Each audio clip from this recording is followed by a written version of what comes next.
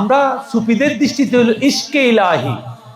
কি ইশকে ইলাহি? হযরতে ইমাম হুসাইন রাদিয়াল্লাহু তাআলা আনহুর শেষ যেটা ছিল, তিনি তীর বিদ্ধ হওয়ার পরে তিনি সেজদার মধ্যে পড়ছেন, যে নিষ্ঠুর সীমার নির্মম যে সীমার, যে তার রাসূল সাল্লাল্লাহু আলাইহি ওয়াসাল্লাম যেখানে আদর করতেন সে জায়গায় তাকে ছুরি চালাতে চাইছেন।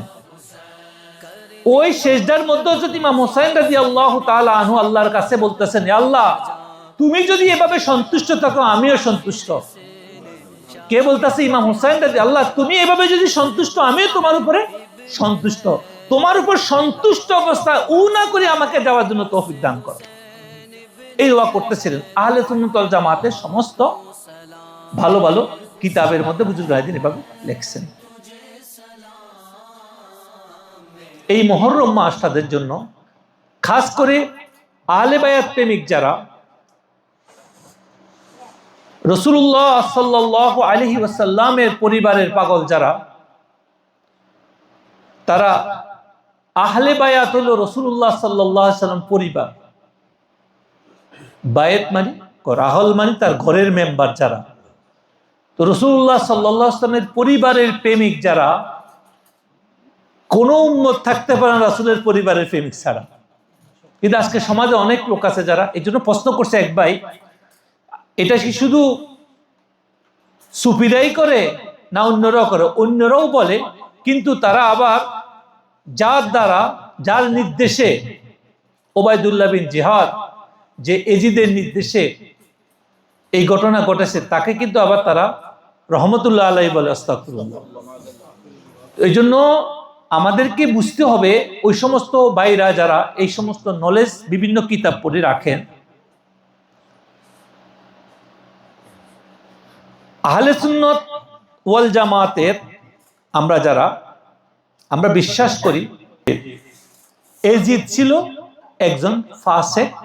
যারা আমাদের মশহুর আমাদের ইমাম আবু হানিফা রাহমাতুল্লাহ আলাইহি থেকে আমরা যাদেরকে ফলো করি, সুফিয়ায়ে কেরামদের মধ্যে যারা বড় বড়, তারা তাকে ফাসেক, জালেম, এবং ইমাম আহমদ বিন হাম্বলের মতো বড় বুজুর্গ বলছি সে কাফের।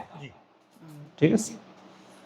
তো আমাদের আহলে সুন্নাত ওয়াল জামাতের মেইন আকীদা যারা, একজন ইমাম যিনি সাইদ বড় ইমামের মধ্যে একজন, তিনি তাকে কাফেরও বলছেন। কারণ যে রসুল প্রেমিক আল্লাহর হাবিবের পরিবারকে যে এভাবে নির্মমভাবে করতে পারে, সে অবশ্যই কাফের, কারণ তার ইমান থাকতে পারে না, ওনার মত সেটা। আর আমাদের ইমাম আবু হানিফা উনি বলছেন উনি ফাসেক এবং জালেম, এবং পরবর্তী উলামায়ে কেরাম যারা আহলে সুন্নাত ওয়াল জামাতের, তারাও তাকে ফাসেক, জালেম, অনেকেই আমরা আমাদের সুফিদের মধ্যে তাকে কাফের হিসাবে সাব্যস্ত করছে।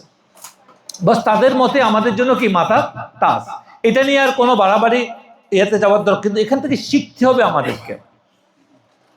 অনেক লোক আছে যারা অনেক বিলাপ করে, রোদন করে, কান্না করে, অনেক কিছু করে, কিন্তু আমরা যারা সুফিরা, তারা কোনো উগ্র অনুষ্ঠান বা কোনোভাবে আমরা এটা দেখতে পারি না। আমরা সুফিদের দৃষ্টিতে হলো ইশকে ইলাহি। কি ইশকে ইলাহি? হযরতে ইমাম হুসাইন রাদিয়াল্লাহু তাআলা আনহুর শেষ যেটা ছিল, তিনি তীর বিদ্ধ হওয়ার পরে তিনি সেজদার মধ্যে পড়ছেন, যে নিষ্ঠুর সীমার নির্মম যে সীমার, যে তার রাসূল সাল্লাল্লাহু আলাইহি ওয়াসাল্লাম যেখানে আদর করতেন সে জায়গায় তাকে ছুরি চালাতে চাইছেন। ওই সেজদার মধ্যে যদি ইমাম হুসাইন রাদিয়াল্লাহু তাআলা আনহু আল্লাহর কাছে বলতেছেন, হে আল্লাহ, তুমি যদি এভাবে সন্তুষ্ট থাকো আমিও সন্তুষ্ট। কে বলতেছে? ইমাম হুসাইন আল্লাহ, তুমি এভাবে যদি সন্তুষ্ট আমিও তোমার উপরে সন্তুষ্ট। তোমার উপর সন্তুষ্ট অবস্থা না করে আমাকে যাওয়ার জন্য তৌফিক দান করো। এই দোয়া করতেছিলেন। আহলে সুন্নাত ওয়াল জামাতের সমস্ত ভালো ভালো কিতাবের মধ্যে বুজুর্গরা এভাবে লিখছেন। মানে আল্লাহর ফয়সালা, আল্লাহর সন্তুষ্টির উপরে তাদের কাছে কোনো চাওয়া পাওয়া ছিল না। পুরা পরিবার, ছোট ছোট বাচ্চা, মহব্বতের সাথে পানির করার পরে, অথচ সেই নির্মম ঘটনা যে পতন ঘটাছে যার নির্দেশে, তার নাম ছিল হুর। পরবর্তী সেদিন সকালবেলা আসি কেমন ইমাম হোসেন রাদিয়াল্লাহু তাআলা আনহু, যার নির্দেশে পুরা কারবালার ওবায়দুল্লাহ বিন জিয়াদ যাকে পাঠানো হয়েছে, সে সেনাপতি প্রথম ছিল, সে প্রথম তাকে আটক করছে ওই জায়গার মধ্যে, পানিতে নেই। কিন্তু 10 তারিখ যেদিন ওনাকে শহীদ করবে সেদিন সে বুঝতে পারছে আমি ভুল করছি। তার নাম ছিল হুর।